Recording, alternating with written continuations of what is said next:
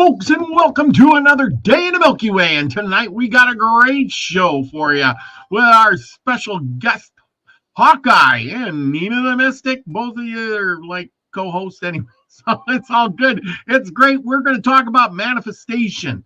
And, well, we're going to actually go back to last week because this week is part 2 of our journey into the power of thought, thinking or not thinking. The last time we asked, what was the nature of our thought?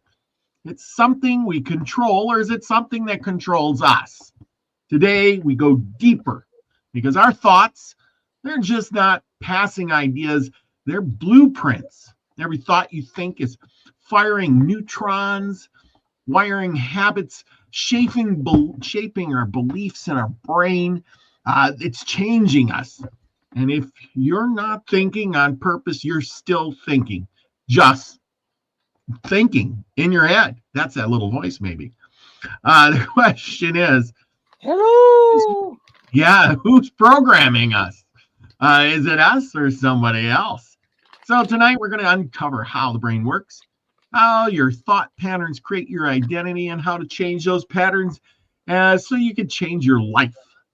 So we'll also explore some other things. Sometimes most people are thinking, what all is this?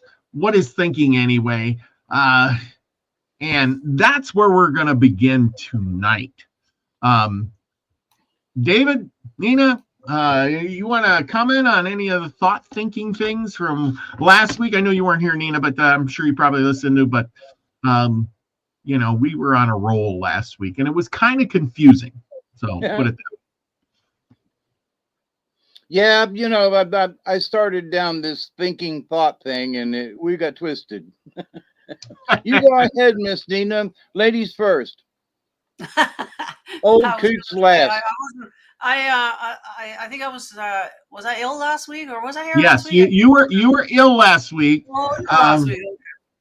Yes. So I probably wasn't thinking too much at all. So I don't know exactly what rabbit hole you guys climbed into last week, but the thing is that is all our thoughts our own, right? Or is it coming from somewhere else? Well, that's where it starts to get a little scary, right? So that's what I said. Are we programming ourselves, or are we being programmed? There's two different things there, and as a person, we go about our daily lives. We never think about those things. Oh yeah, now, do we? You might in passing, but crazy enough. But here's the thing. I think before you go too far, I think that there are times when, like, if I'm just sitting and looking out the window and ho hum, that could be, I get messages from the universe that says, get up off your butt and go out there and mow the lawn, But then there are times when you're busy doing something and I got to fix something and I got to go get a screw or I got to go get a wrench. I feel that those are my thoughts. I got to walk to the shed. I got to go up on the second shelf and I got to get the screws that I left up there and put them on the lawnmower, And so, but if I'm just kind of daydreaming, then I think that not that we give up the right to thought, but it's that we're just freewheeling it, Does that make sense? Yeah, it does. So I don't think that every time, is one or the other. And I think sometimes it's both. So for me, I'll be talking about something. And as I'm doing it, I get messages from this side, and next thing I know is like, well, there's another interesting part of the story. And I talk for 4 hours. Well, like the sign says here, what you think about all day is what you end up manifesting. And that's true. Yes. That is so true. You're right. You're exactly right. But and that's part of our continually creating. Because we are continually creating with our thoughts. Everything starts with the thought. And then usually it will then turn into the action part of it. The next thing you know, that's what you got. So so this is part of us all being gods and goddesses and are continually creating as we're going about our day, like all the time. Yeah. And thought has to follow our actions, or the actions won't get done. That's right. That's so sort it's of not. Yeah. Yeah, you don't just have a thought in the morning and then that's it. Nope. You got to follow that thought through. Mm-hmm. Well, and also a way to kind of if people do get kind of a little bit creeped out about the whole are these our thoughts, it's to stop and think, okay, did I already know this, or is this something completely new to me? You know what I mean? Like, where did it come from? You know what I mean? To kind of stop and maybe just think about it for a second. You know what I mean? Where did this thought come from? Is this my thought? Because a lot of people struggle with intrusive thoughts. And this is where mental illness comes in and all of this too, and so that's the thing about stopping those intrusive thoughts if they're coming in, to redirect yourself sort of, because some of the thoughts aren't you, so. Well, and that is that where somebody is that where we were talking about somebody's programming you, if we're like an antenna, and we're receiving signals and somebody could tune to that signal, could they not, try to program you to do other things? I mean, and that's where these people are getting this, hey, you're a bad person, you do away with yourself, and then they, or you mean nothing, and they get really pressed, and the voice keeps repeating you're worthless, you're horrible, you're rotten, you should get, you'd be better off not killing yourself or something. Can I lay something out? Yeah, go ahead. All right. Now, you've heard me talking, I'm always talking about the quantum field. Yep. It is all around us, it is the manner of life. It's all around us and out in space. It's the cosmic goo. Now, as we're thinking before we speak it, there somebody out there's already had this thought. And I just happened to come along and go, I need to talk about this. And so I'm talking about this, but I'm using my thoughts too. So that's a 2-for-1. But with the quantum, all thoughts are out there. They just are. And everybody else's thoughts are out there. Now, when folks talk about intrusive thoughts, that's not any of these things. This is like the universe, the working universe, if you will. There are thoughts out here. I need to fix my truck. Oh, there's a thought over there on how to do it. Or, I need to fill out my tax form. There's a thought over there that'll do it. Or to help, whatever it is. So, but this intrusive thought, that's directed by some really mofo, dirt eating, licking, pot scratching evil people. Yeah. And I mean, so is the universe out to get you? No. So people should, I feel, you should be comfortable in, that's where God resides. So if you trust in God, then you should be okay. Except, unless somebody's trying to direct something at you. And I think that's a separate issue as far as thoughts in the universe. You know what I mean? Yeah. There's evil out there, but the universe in itself is not evil. That's right. Here, and I got something to say about that. Most of the thoughts that we have are I wrote this down. I got lots of notes here. Without thought, and thinking is the root cause of all our psychological suffering. And that's because we overthink things. Oh my gosh, I'm not pretty enough. Oh my gosh, I'm not tall enough. Oh, I'm not strong enough I'm ugly. I can't do this. I'm not And I good need a breast implant. yeah, well, whatever. You start doubting yourself. You start thinking about all these things about even if you were an engineer or a guy who's flipping burgers. Yeah, you start thinking. That brings on doubt.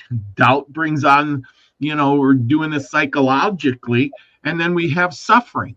You go And home and you start crying because, hey, I'm not pretty enough.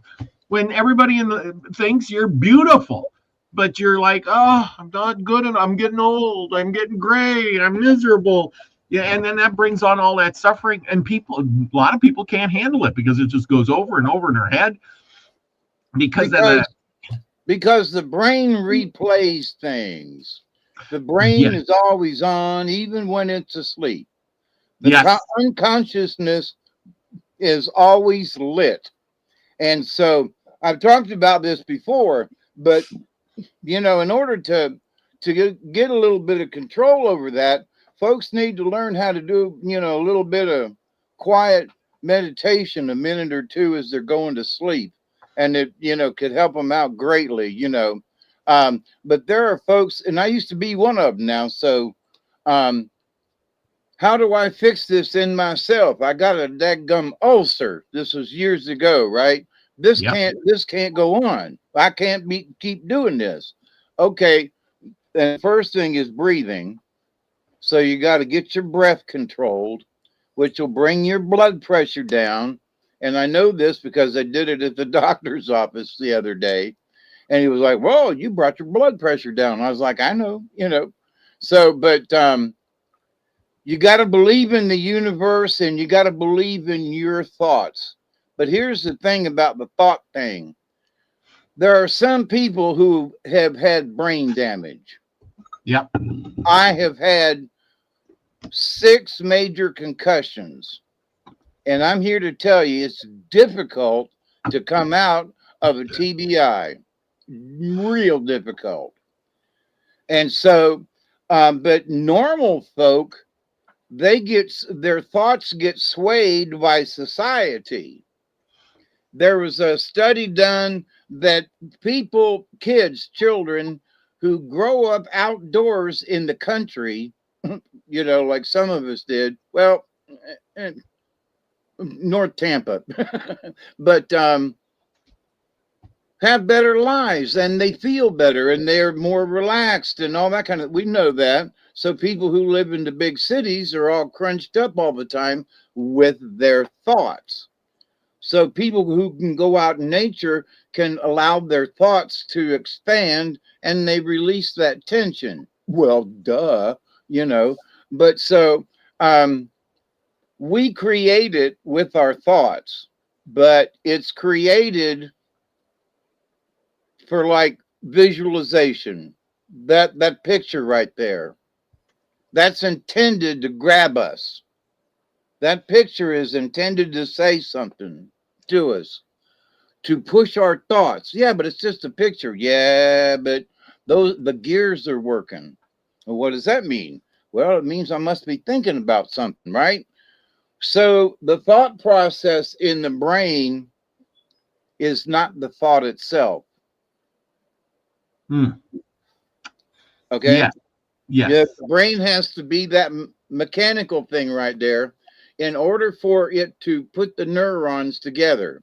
Now, I say this because I spent 3 days in a crazy house. I mean, lock up crazy house, the whole 9 yards with the straight jacket and everything.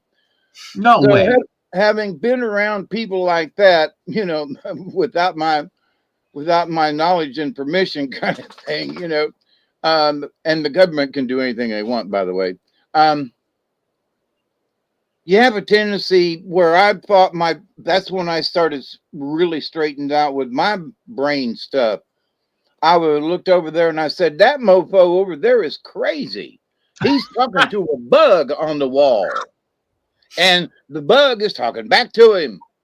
And this guy over here, you know, he's manifesting something up here in the air, and then he turns to you and says, "See, isn't that pretty?" And I go, "Yeah, I guess," you know. So, but the brain functions differently for everyone.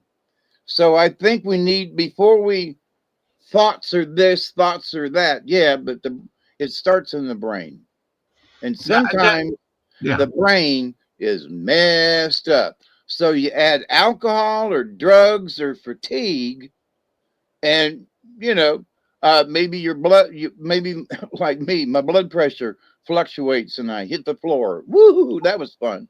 So, but I mean, we have to consider the mechanics of our brains as the process of thought.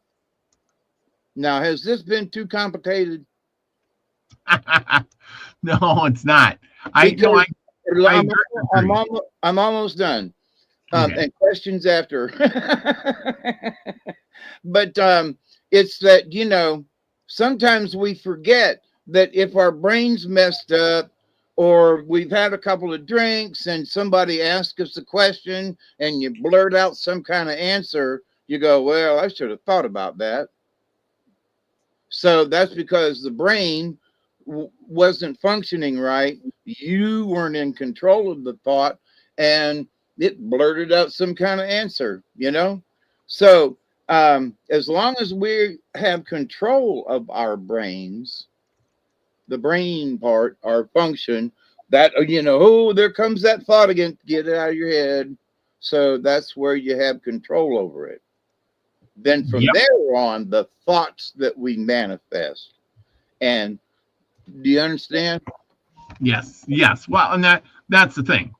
You think the thoughts, like you said earlier about, you know, I need to get the tool, and you know, I think we're thinking all those things. I think sometimes someone or something taps in, kind of gives us some instructions, you know, but what that is, we don't know. You know, it's the bigger, higher power thinking, or is it us tapping into you know, the big record store, the Akashic records, and it's downloading stuff and we just don't know it. We tend to but like that picture I had earlier up here. And you know, you're thinking, and then you know, you manifest these things and you don't even know that you did it. You know, like this one here, Buddha says, "What you think, you become. What you feel, you attract. What you imagine, you create." Okay, great. So we got this going on for us. But now the thing is, most of us are like this. Now, Lucky and Courtney and Grandpa Brian were on Lucky's show a little while ago. If you're watching now, it was a lot about manifestation. But I think most of us are like this. Do, and we're trying to manifest, and do. We don't even know we're doing it yet, but we do it all the time. And it's all created by thought, our thinking. Our thinking creates good, it creates bad, it creates negative thoughts, it creates positive thoughts. And again, you know, we're back to, you know, attracting different things you're thinking of, because you're creating negative and positive thoughts all day long. And you're trying to manifest things, but most of us don't really even know how to focus our mind to manifest what we really want to get. To manifest anything. Yeah, well, yeah, exactly. We're manifesting things all the time. And can I say, that as we start, you know, we're driving down the road and there's a sign, you know, Hardee's, they're having a special, and you go down the road, gas, you know, $49.50 a gallon, and you drive on down the road some more. You're on your way to work. But so my point about this is that we're influenced, whether we know it or not, whether we look at the signs or not, we're influenced by society, and those affect our thoughts. So it's not like every morning we get up, our brain is totally free at that moment. But as soon as we start engaging with society. Society, whether you engage with it or not, you're being influenced. So I'm sorry, go ahead. No, but you're right. Um, we wake up in the morning, our mind is kind of blank from the night before. We stumble out of our beds, we get our cup of whatever we want to drink, and we grab our lunch bucket, we head off to work or wherever we're gonna go or do. And then once you get there, like you said, on the way you see the Hardee's sign, you say, I'm gonna manifest a burger. Well, you don't say I'm gonna manifest the burger, you say, that's pretty good. I'm gonna treat myself to a burger after work. And then But you say, manifest it by working your brains and saying, yeah, I'm gonna have a yum yum after work. So you are manifesting how you're going to get there, what time you're going to get off of work, do you have enough money because it's the end of the week? And, I think I got spare change in the glove box. You know what I mean? So, yes, you are manifesting that hamburger. Yes, you are. Exactly. You're manifesting that hamburger and you don't even know it. So my point is with this whole thing is, why can't we do this? And start thinking and using the brain to get better stuff and actually think about manifesting instead of manifesting, because there's a lot of people who manifest negative thoughts. How many times have you gotten up and said, oh, I'm tired, my back hurts, and your back hurts all day, and I'm tired, and your day is ruined because you're all you do is say you're tired, or I really don't want to go to work. We got a crappy day ahead. Well, your day's already crappy because right there, but manifest. Can I just intercede a second here? Go ahead. Go ahead. So human nature is always default negative. We always go to the negative, and unfortunately, some of us as early age do hear a lot of negative things, and we tend to kind of dwell on that. Okay. You know what I mean? But, so you're always going to go to the negative, and so it takes a lot. Wait. Well, let me finish here, David, or I'm going to forget what I'm talking about. Okay, so it takes us a lot to turn that around. So whenever that intrusive negative thought comes in, like, oh, I'm not good enough, or I'm not going to make the test, or I'm too old, or whatever, we have to consciously be aware of that coming in, because that's our natural default. Every single one of us is extremely insecure, and we come here with amnesia. We believe everything we're being told, right? We don't know what's right or wrong. Like, we're just spinning around. And so we have to then come to a point where we can recognize that, okay, these are, negative thoughts. We're going to turn that around. And you consciously have to then replace it with something positive. So it's a constant struggle for us, with that, because it's our natural default, always going to the negative. So I vehemently disagree, because I have had children, babysat for children, and they wake up with joy. They don't wake up with negative. They don't start out their life with, oh, my hurt. They might say, oh, my back hurts. So, that was from playing yesterday, and they just keep on going. I'm 72, and I've picked up a bunch of crap along the way. And what I mean by that is that, and I understand where you're coming from, Nina. I really do. But there's a lot of positive issues out there. I stand up and stretch my back, and I'm hurting at a number 9, and I go, man, we got to get this better. We got stuff to do today. So, whatever the pain is or whatever the negative is, I have learned how to work it towards the positive, like you said we have to do. But not everybody is like that. What it is the people who aren't aware are like that. The normies, or the zombies, or the folks that have got their heads in the phone. But I mean, I know a lot of people around here, and none of them are like that. So you can't make that statement that everybody wakes up in the negative. I just don't agree. No, Okay, I didn't quite say wake up in the negative, but like say as a kid, when you're, you go through your day, most of the day is probably great, but there was that one comment from some kid who said something about your shoes or your backpack or something. That's what you go home and dwell on. That's what you're going to be dreaming about at night to try and figure out why that is and how you feel about it. You know what I mean? So that one little not negative comment kind of dominates the rest of your day there, even though the rest of your day was fine. And also another thing too that I've noticed too with lying, kids naturally always, you ask them something, they're going to turn to the lie because they don't want to get caught or whatever. I've noticed that's another default that we have. There's a lot of faults with humans that I don't think they quite thought out the whole process good enough, to be honest with you. We have a lot of quirks like that we're still struggling with now today, even though we think we know a lot, not really.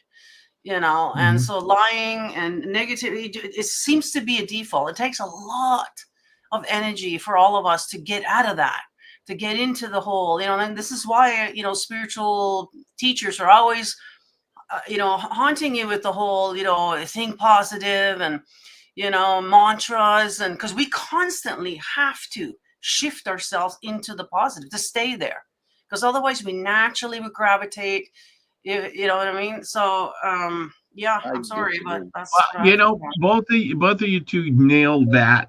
I had wrote down in my notes is that our positive side for clarity is always love, joy, peace, and fulfillment. Okay, but then we get caught up in our thinking, which is what you're talking about, and then we experience negative emotions, and then we have to. This is the part where you were talking about. They say, oh, you got to think about the love and joy, and somebody or something helps her. You have to remember the love, joy, and peace of things, and you get fulfilled, and then you forget about and change yourself back to positive. And I think a lot of people don't understand that to do it. That's the thing. We dwell on those negative thoughts, and instead of changing that, we either have to have interference from someone else. That's why people go to church and think of love, joy, and peace, and then they come out of there all happy to do negative things all week. Am I wrong? Right. Yeah. You need that constant reassurance, whether it's from your parents, your peers, the TV, whatever. And we're all constantly always looking for validation. We're so easily influenced. Like you talked about the burger, that all you saw was one little picture of this burger. And next thing you know, guess what you're having for dinner tonight? Which means that the advertisers won. Yes. They won your thoughts here. If they can win with a burger, think of what they could do with other things. Well, they do. And this is why, back in the day, they used to do the subliminal, ads in there that we couldn't even see. They were flashing so fast. We couldn't figure out why we're always craving a Coke or whatever it is that they're, but yeah, so apparently they've stopped doing that now. It's not supposed to be legal to do that, but I wouldn't be surprised. Yeah, but they still do it. They're still doing it, I'm sure. Yeah. Yeah. In a microsecond, they can send something out. So, but I still go back to, people don't wake up in the negative. All right. And when you said it takes so much to get out of the negative to move to the positive. And right there, you're setting up the blockage to not do it. It's so hard to do. Shut up. No, it's not. What you have to do is just drop it. Period. Oh, it's so hard. No, it ain't. Just quit doing it. That's all. If you realize, wait a minute, I'm being in the next, stop it. Tell yourself, just stop it. That's all. Everybody, oh, it's so hard. You got to have mantras. No, you don't. When you feel something coming on that's weird, or, it's like, oh, man, I did that the other. Stop that activity. Stop those thoughts. Change your thoughts. Oh, man, that guy the other day pissed me off at the store, and I can't. Stop it. You are the one that allows to accept and receive. If you accept a negative thought and you keep it, well, that's your fault. It's not the universe. So, but it's not that you start out that way. It's because society has influenced our brains. And people have, I'm almost done. People have not learned as the, you know, what Robert and I, we do our stories, and I've been around the you know, the circle, and I say a powwow, it's just, you know, a fire and people sitting around, and grandfather's telling stories, and it's so peaceful, and there's no outside stimulus, and there's none of this other stuff. And so people who are taught that at an early age grow up different. They don't have all this negative. They don't allow. So my point to this is it's the stimulus, our outside stimulus from society that has affected our brains to wake up in the negative. Okay, so I agree with all of that stuff, but that we understand the problem now. And I think most of us already understood the problem beforehand. But now let's come up with some solutions. And the solution is that, you know, most people aren't David, I love that idea, but a lot of people aren't strong enough mentally or emotionally to tell themselves this. They need help. My thoughts on that are, as we've been taught, we talked on here a lot of times, is have a thought journal.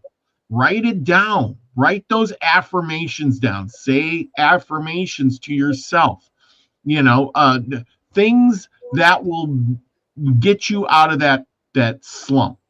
You reprogram yourself, because most people know that they're depressed, they're miserable, they are doubting their doubts, but they can't do what you said and just say, "Oh yeah, I'm thinking that too much. I'm going to just get out of it." Like me, I do that all the time, and I never get depressed because I just say, "Why am I dwelling on that so much?" Well, I mean, sometimes there is bad things happening, and it's just, it is. And sometimes it's okay to be in that, have those feelings. You know, there's, you know what I mean? Like, we can't, like, you know what I mean? But like, say, even addiction, I've noticed every single show that we watch on TV, or whatever, everybody's drinking all the time. Constantly. And then they go to work, then they're driving home, and nobody talks about that, but they're constantly drinking all the freaking time. And, you know, so it's no wonder that there's so many people who are reaching out to the bottle, because they're programming us to do that. You know, this is what people do after work. This is what you do for fun, you know, and well, so that's totally it. But how that's we all know there's problems in the world, right? You're describing another problem. How do you know, we're trying to give solutions to these problems. I want to give somebody a help, like Lucky says here. He says the problem is not the problem. The problem is your attitude about the problem. Yes. Now, how do we fix the problem? How do I reprogram myself? Nina, how would you reprogram yourself? You were talking about that thing. Well, you see everybody drinking, and then you want to go home and drink. How do you reprogram yourself? Well, being aware of it, right? And this is what the show is all about, is bringing awareness to these things. So next time these thoughts do come in, you know what I mean? You have an opportunity now to change that. And yes, it can be as easy as what Dave is saying here. Just don't do that. You know, like, I mean, that's like slapping a mentally ill person up the head and say, snap out of it. You know, like, it's not that easy for some people. You know what I mean? Because there is mental illness involved here. Although, mental illness is. I'm putting that in a separate category. And as I was saying, let me finish. If you let me finish that sentence, okay. I do believe that mental illness, I would say 90% of it is a spiritual component to it. These people who are seeing things, talking to things, I believe that they are actually. They are seeing spirits. It's just that we give them medication so that they don't see it anymore. And so there's that whole component of spiritual stuff as well that's in there that scientists and doctors aren't addressing, you know, so there's that as well. So, but we're constantly being programmed, and going back to what David said, you know, sitting around the fire, getting away from that TV. getting away from those magazines and everything that are like, especially young women, constantly, as soon as we wake up in the morning, we've been bombarded by how we're supposed to look, how we're supposed, you know what I mean? Now they're injecting stuff in their butts. I mean, and their lips. I mean, they look horrible. And yet they're doing this to themselves because society is telling them that this is how you're supposed to look.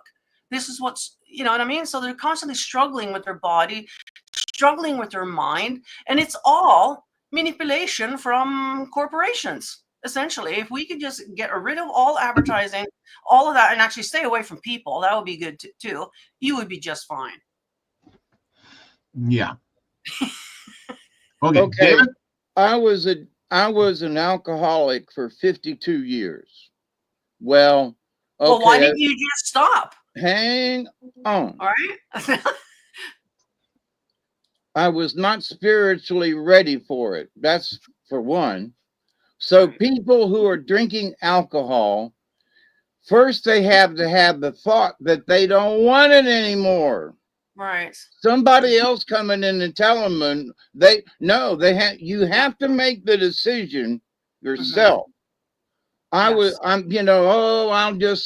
cut back. I'll just have, no, the good Lord, every time I had a drink would literally knock me out, throw me to the floor. I mean, I would have a shot glass of beer, this much beer, and I'd be knocked out on the floor. The good Lord said, Dave, you can't do that no more.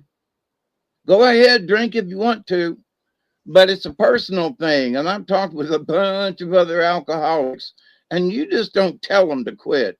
Same thing with my cigarettes. You know, I've been smoking for, 60 years. And why don't you just quit? Well, I've tried, and I'm still working on it. But and also, mental health is not always spiritual. It's chemically messed up in their heads. There is a chemical imbalance that makes them hallucinate. Is there some spirit stuff in there? Some. But I've been locked up with some crazy people. And I mean crazy people. And I've worked with some crazy people, you know, and I've realized I'm taking drugs because I've been in mental health myself for almost 30 years. So there's also the being possessed. So that's there's a separate issue. Wait, hang on. Let me finish my sentence. Okay. The thing is that chemical imbalance that makes people hallucinate, because I take a drug that makes me hallucinate, that doesn't mean that the devil's trying to get me or possess me. I might say something or do something that's a little weird. Something, man, there's something wrong with that. Yeah, it's my ranolazine. You know, I just had my meds. But so medications and, people who have had brain injuries, the brain rewires itself. And so with crazy people, we don't know what's happened to their head physically.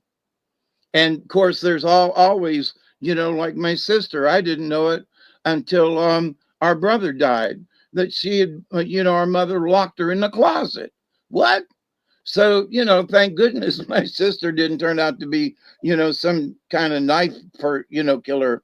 But but not everything in the brain that people see, oh, that's the devil working. No, it's the chemicals in the guy's brain that's got him fried. Now, can people who are in that state be affected by evil? Yes. Okay. But not everybody has the chemical imbalance that be good enough for a spirit to jump in there because they're too crazy. So the person has to be almost lucid enough so that this, whatever entity can come in, because otherwise they're just going to jump into a crazy person. And so they don't want that.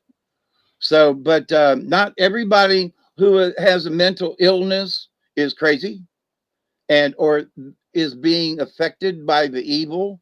Now, I will also say this, though. The evil of society is what affects most people most, because it's like, oh, I don't look good enough. Oh, I don't have a good enough job. Oh, I don't. And all of that is society affecting their brain. And it's affecting the mechanics of the brain, because as they think of it, the chemicals in the brain literally change. I could have felt it over the years. You start to get mad and there's something, and the next thing you know, you're pissed off to the point where I'm throwing things and don't know what's going on. And then all of a sudden a little voice says, Dave, stop it. And I'm still throwing shit, hey, Dave, stop it. Oh, wait, got to get control. Okay. But it's the chemicals. When we reach a certain point, those chemicals pop into gear. So, and that's not necessarily evil. It's just chemicals. Could be. I think that's almost it's getting onto a different subject there, but I think, that with this, if you have evil or spirits are talking to you, I do agree with you that when you are on drugs or chemicals or whatever, it lets your guard down. Well, let's put it that way. But that could be a whole separate subject. You don't have a guard. Well, that too. After my last head concussion, there was stuff, and I was like, I know better than this. I know better than this. I know better than this. Your guard is gone. You don't have it. I had to reconstruct mine. And so if you're hit hard enough, those things just disappear from your brain. You have to go back in like somebody that's been in an accident and can't walk. You have to learn how to walk again. Same thing with your brain. It's really easy to sit and meditate. Then you have some kind of incident and you forget all of it. And it happens. So anyway, okay. Nina, you're up.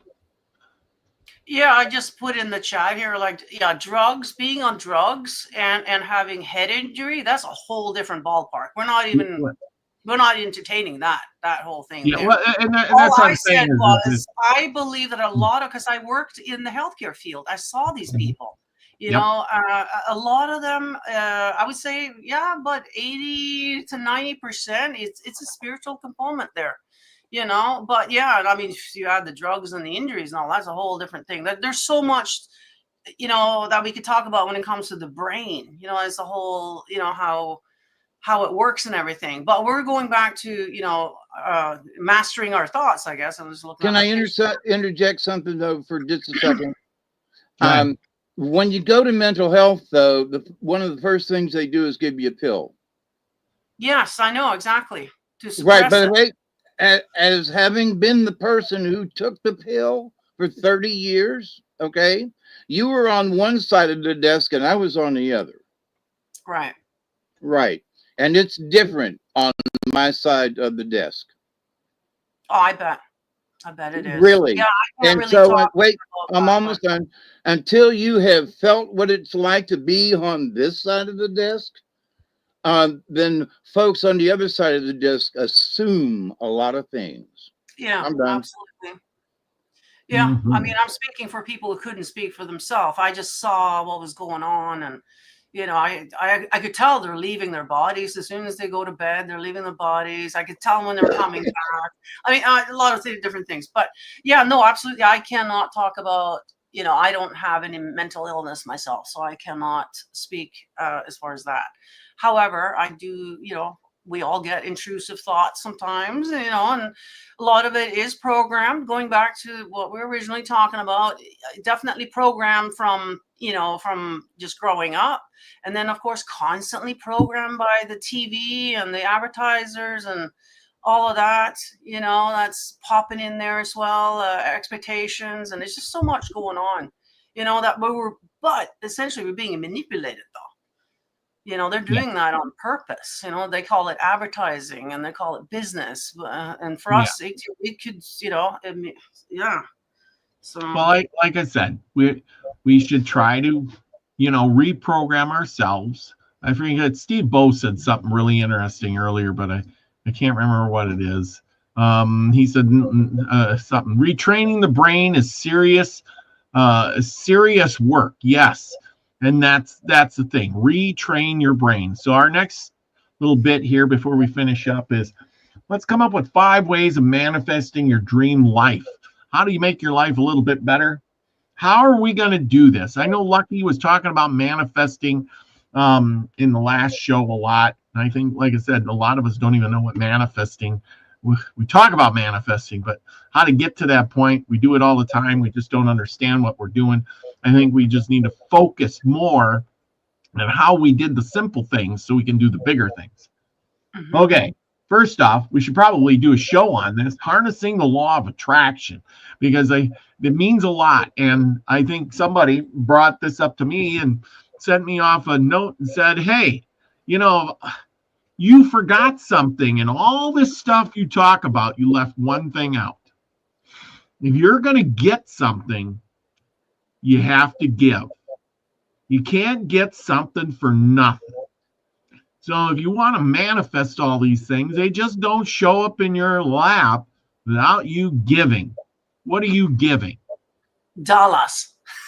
Well, yeah. I mean, but he was right. And it just stopped me in my tracks because I thought, okay, well, people say, oh, I want to manifest a good job and a nice house and all these things. What are you giving to get that? Nothing's for free. Your soul.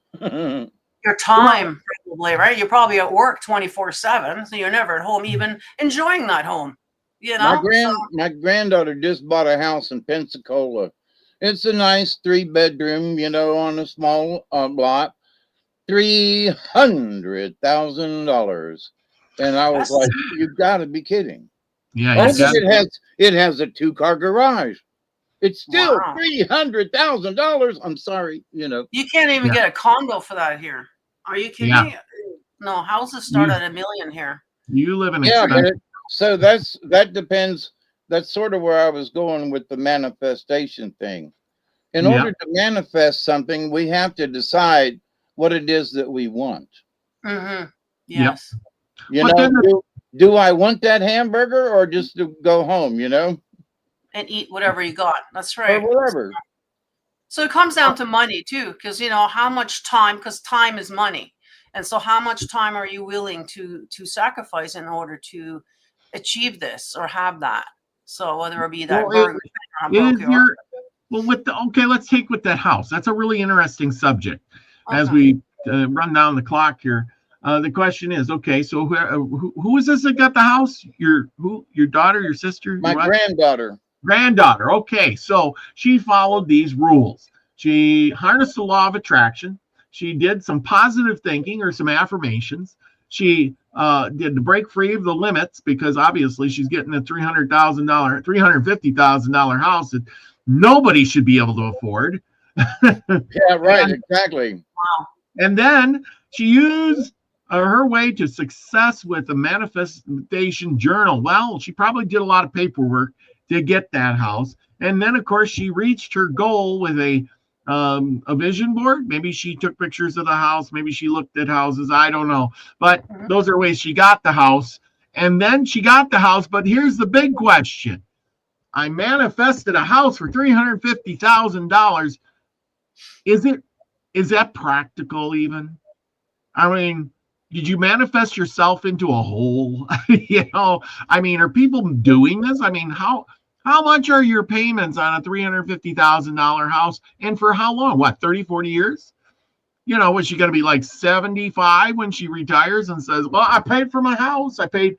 And if you figure out the interest, you paid probably over $1 million for that house. Is that worth manifesting? Well, that's just it. But people do it. We got to have a place to live. So, I mean. Well, I get it. But I'm also saying is that some people manifest things bigger than themselves, are bigger than what they need, bigger than, I want a 2-car garage, but there's one down the road here for 125 with a 1-car garage. Could you do with a 1-car garage? Or no garage. Or no garage, or whatever. But or a condo. Or you're getting a trailer down by the river. I mean, you know what I mean? Like, you obviously got to be realistic about the things you're manifesting. And I think that's one thing that a lot of people do the mistake is that yeah, I want to manifest, I want to be a millionaire by next year. I mean, you know what I mean? Like, how realistic is that, right? So I think, you know, if you want to be successful, set yourself up for success, you want to start manifesting things that are attainable. So instead of having that $100,000 car, maybe we can manifest a $5,000 car. That might be more in reality, you know, and then do the vision board, do all these things. The next thing you know, and even go as far as what color you want, what brand you want, you know, and you would be surprised how that thing will show up in your reality if you put that time and attention into it, and it is realistic. You got to follow up with that.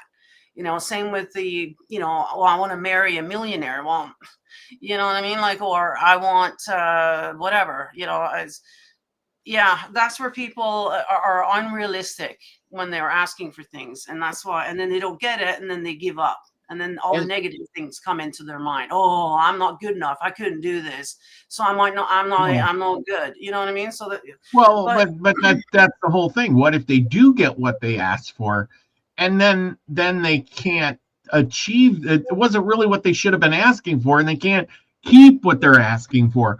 Then right. you go into depression because, you know, there's a lot of people out there. Nina, you know, you probably say, you probably walk down to the bank and say, I want to buy a $2, $3, $4, $5 million house, whatever. They'll sign your name and give you 80 years to pay for it. And you'll be like, this is all right. Look at the giant mansion I live in. Yeah, well, see, I'm too realistic for that. You know, I wouldn't want to put myself in that. I never did put myself in that situation. You know, I'm quite comfortable being a renter. You know, it's a freeing thing to know that I don't have to pay for any of the repairs here. Because that's another thing, having a nice car or having a nice home. Have you really thought about how much it's going to cost to maintain the thing? You know, that's another thing. Is one thing to have that red car, but can you now maintain it? Depending on, you know, how much money you make, or if you make any money at all. So you have to be realistic about the things that you want to pertain and be okay with that. If a trailer park is it, well, then the trailer park is it. And then you need to change the way you think about trailer parks, you know, and try to be content with what you have. And there's nothing wrong with that, you know. So that's where people sort of make mistakes there, I think, is they expect too much, and then when they don't get it, then they beat themselves up. They want to go. They want to go from a, you know, a modest house to living in a mansion without anything in between, and life is in between, you know. So I'm sitting on 18.5 acres and my house that's paid for, because I made the decision that I was going to pay for my house before I retired. Right. You know, and people have mortgaged their house. I know a lot of old people that they're going to die owing $100,000 to the bank somewhere, you know. And but so, and my house, I built a lot of my house, the first part of my house anyway, till the bugs got it. I built it with recycled materials. I tore down tobacco barns. I tore down old sheds and houses and collected the wood and built my house.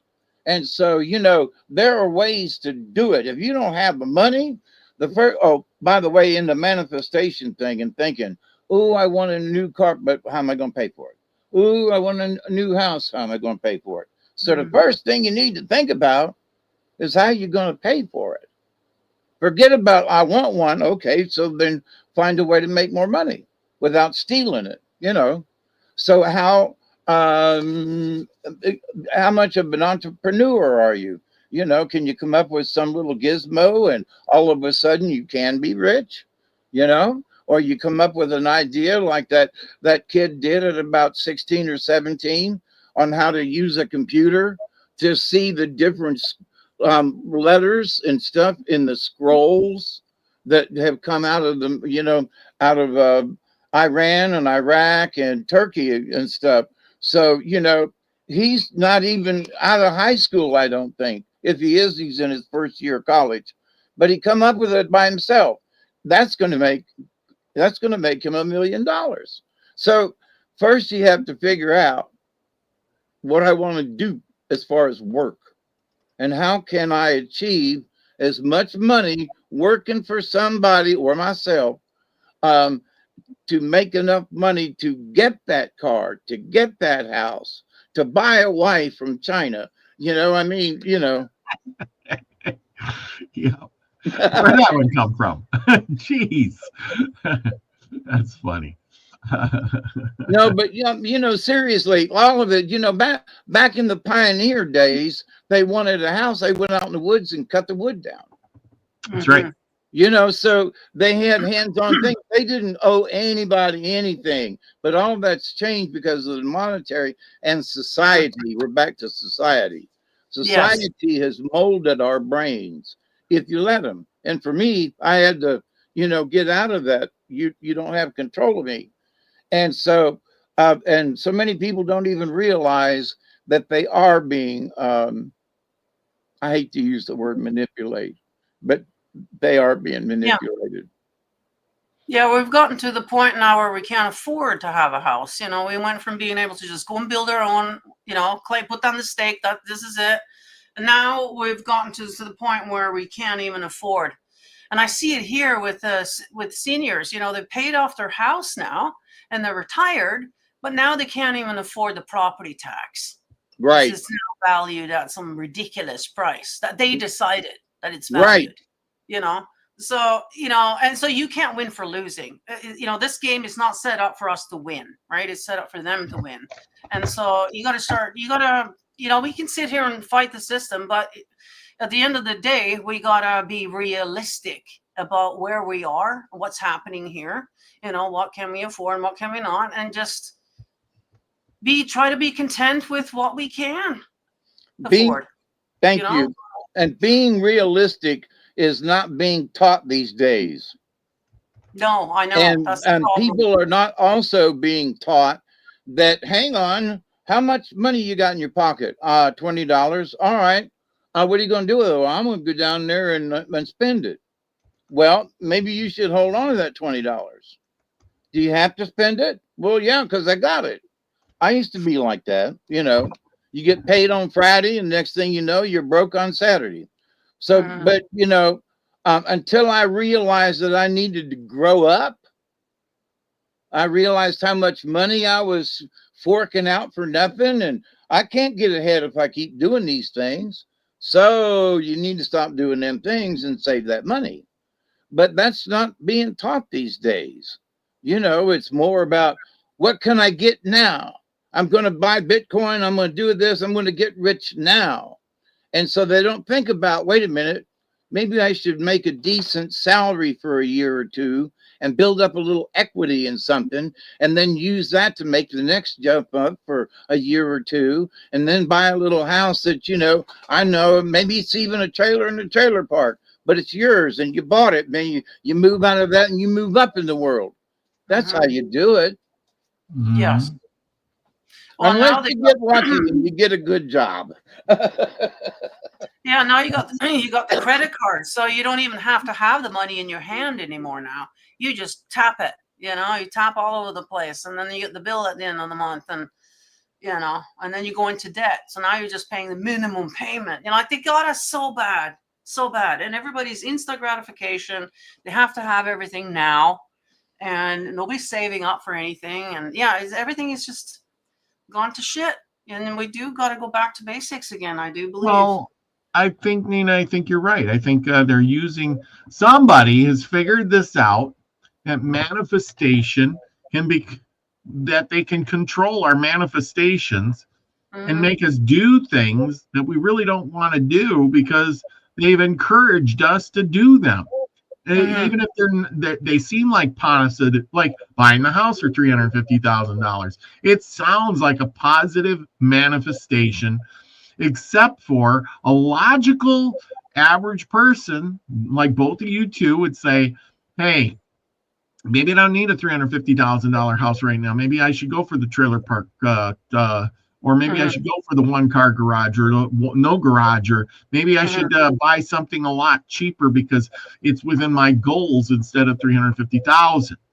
And that's the better manifestation. But when you get to the bank and the guy says, "Oh, we can approve you for 80 years, and here, sign your name," and you say, "Well, the payments are really cheap on that 350." Well, yeah, for 80 years we stretch it out. You're never going to live that long to pay it off, people. And here's well, not at our age, no. And here's another thing. I was working for a company that had been in solid business for 30 years in the community. I go join the team, and I'm working there in my 7th year, okay? And then NAFTA happened. Yep. Then every piece of tooling, every machine was moved out of that building, and 750 of us lost our jobs. Now, you can't plan for that. No. So No. I had some money saved up a little bit, and I had some of this and that. But my plan was to work for 3 more years and then retire, and I would have been set. But sometimes life, and you ain't got nothing to do with it, will throw it, throw a big not just a monkey wrench, but a big one. Yep. It's almost like they do that deliberately, though, don't they? Yeah. Get rid of you before you get that pension. It's yes.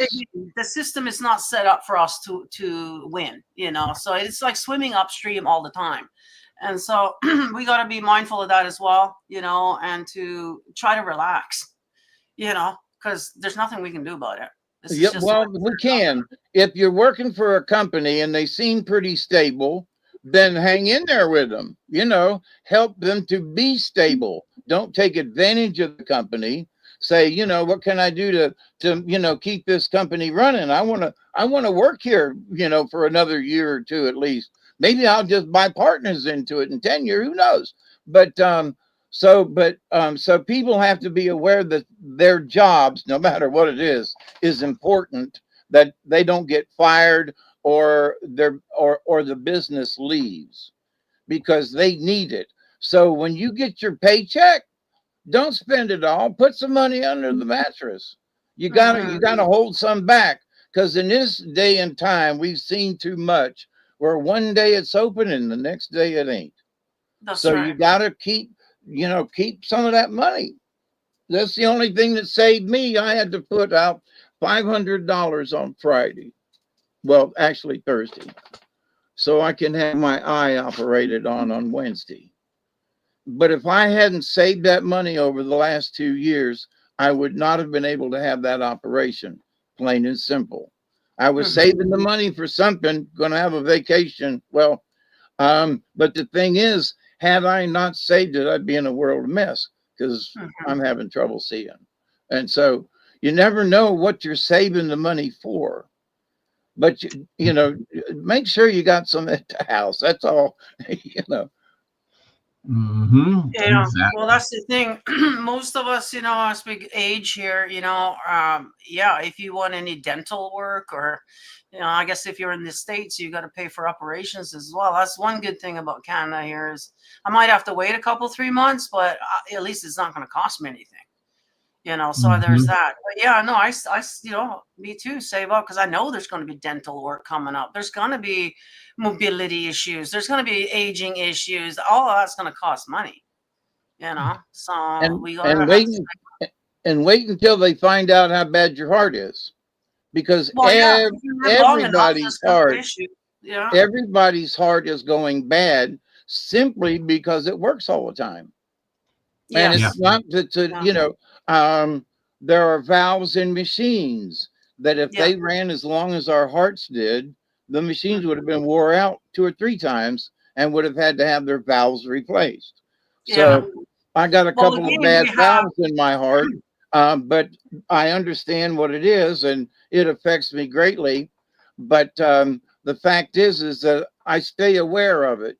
I can't do this anymore, but if I'm careful and I don't run, and I don't stay out in the sun too long, I can get that thing done.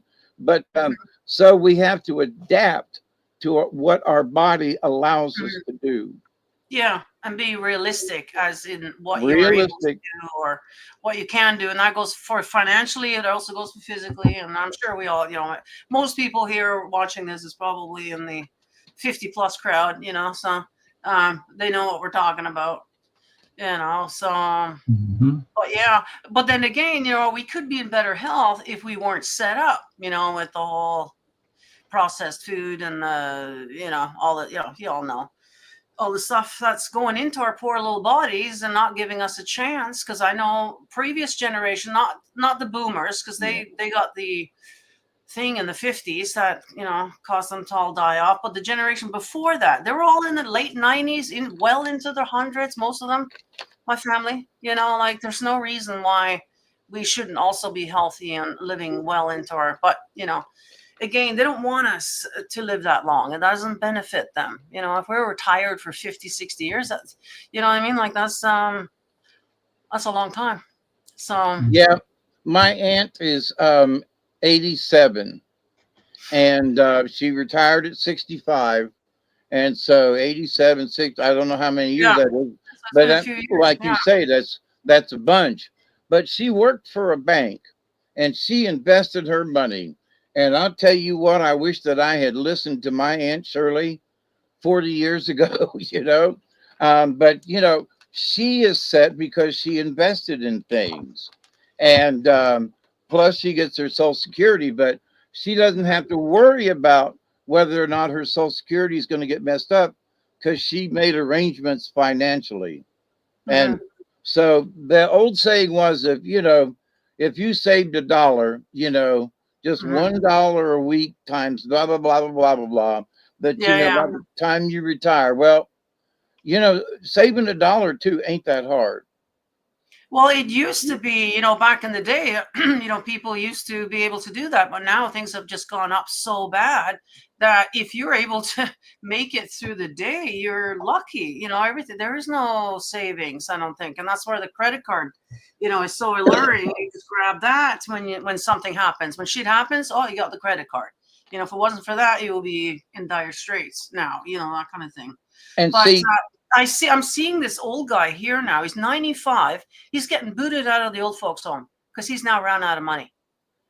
And so I guess he's going to retire about 30 years. And yeah, the money runs out no matter how much you have. That money's going to run out eventually. And they're going to freaking kick you out of the old folks home. It's horrible to watch. And then what is he going to do? What, sleep on the side of the street at 95 while his They friends, everybody's literally gone? kicked him out of the curb. Yes, he's sitting on the curb. I don't know what happened to him. I hope somebody Wow. took him in or did something. But yeah, no, 95 years old. So he made it that far. And of course, 30 years. Yeah, your savings is gone, long gone. And those homes take everything you have, too, by the Yep. way.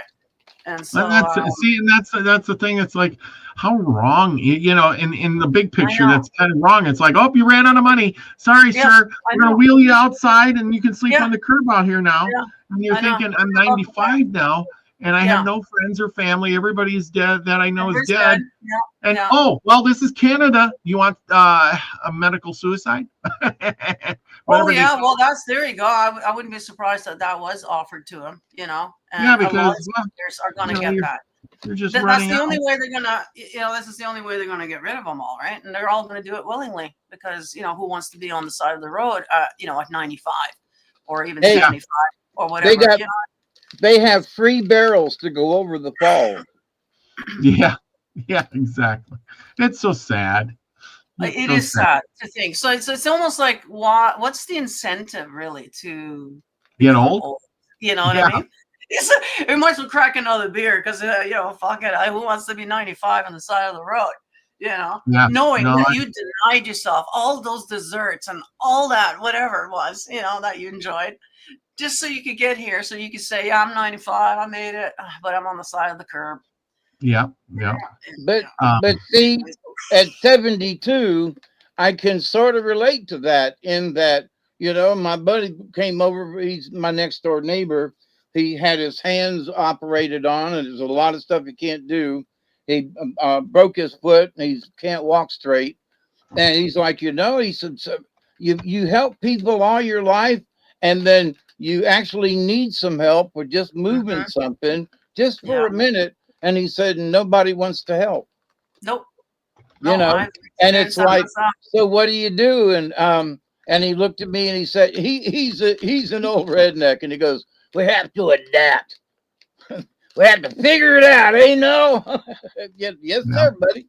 We got to Yeah. figure Well, it out. Yeah, well, that's all we Figure can it do, out. right? So, but and the other thing is that we're proud to be here, even with our broken selves. He said, I can't move my arms and I can't walk straight. He said, but I'm still glad to be here. So, there is Yeah. that. It all There is comes that. back to the thoughts, then, doesn't it, Robert? It How we does. think about it, our attitudes about it, and that's the thing. We're Mhm. all here for this ride, no matter what. Now we're here, and so we might as well, Yep. be in the positive rather than because Did you just see how the show shifted naturally into the negative? Yeah, this is It my did. point. We naturally did. do. Well, And then we now have to rail it back. We got to rail it back real hard before we start we have the to show. rail it back to that Right? love, joy, and peace and fulfillment so we can leave with a positive note. And I want to say on a positive note, that was a great show that Lucky had with Courtney on the Esoteric Tea with Grandpa Brian about manifestation. I wish they would go into a little bit more on doing, because we did the thoughts. Manifesting starts with thoughts. And then it turns into manifesting things. So I wish they would dig a little bit deeper into that because they're smarter at that stuff than I am. Anyway. Wait. But that is the basis of it. That is the starting point. Well, our ideas and what you want. Yeah, that's what this show is about. In order to manifest anything, you have to think about it first. That's right. You have to think. How am I going to manifest anything? Well, if you're sitting there trying to figure out what am I going to manifest, then you're not thinking about nothing. That's right. So you got to calm that kind of stuff down and go, wait a minute. Manifestation starts with thought. What do I want? And how am I going to get it morally correct? And if it's really hard to clear your thoughts. If you want to learn how to clear your thoughts and manifest things out of thin air, you need to go over to Max Vision's channel, which he's doing a remote view class. He'll help you with that. The link is in the chat here. So go over there and he'll help you. You got to clear your mind, and then you can think, and then you can manifest. It's like a step-by-step process, everybody. And that's what we were here tonight to do. Who knows? Maybe we'll do a part 3 on this all. I don't know. But like I said, Lucky, Courtney, I'm throwing that out to you. Maybe you can ad lib on some of that manifesting stuff. Nina, any last words? Well, I see you got the link for tomorrow's show there. Hope you guys can join us over on my channel. Make sure you subscribe to it and join us tomorrow night. We're going to talk about what lies under the ocean. That's a whole another and we're not just talking fish, people. We're not talking fish. Oh no, we go a lot deeper than that, us. But yeah, so I hope to see you guys in the live chat tomorrow night. Absolutely. David, what do you got? What I got is, people that are frustrated and want to manifest something, sit down and be quiet for a minute. I pulled cards the other day and Rabbit was in there, and the card said, sometimes you just have to sit still for a minute and let the let whatever's chasing you run by, and then you can go in the other direction.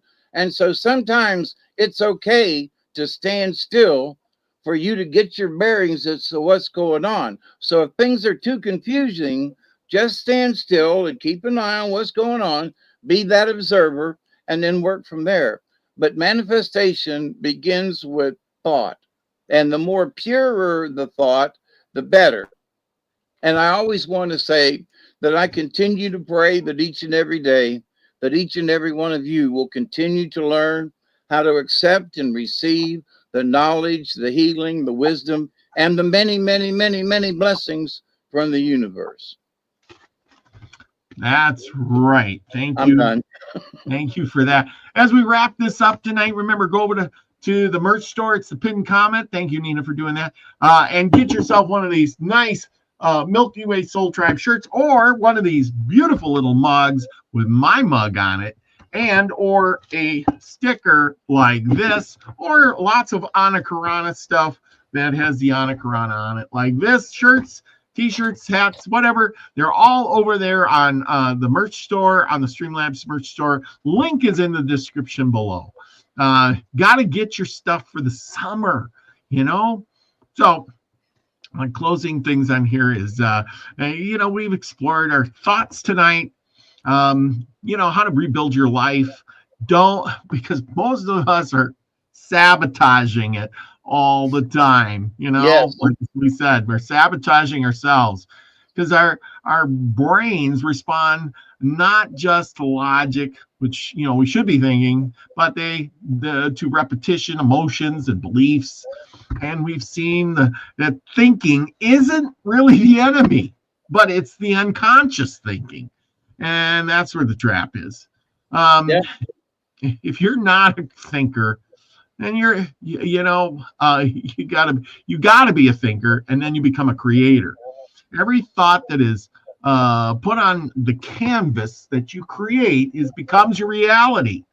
And every moment you become more aware of your mind, you get the chance to paint something new. Unfortunately, most of us don't realize it, and that's the point of this show.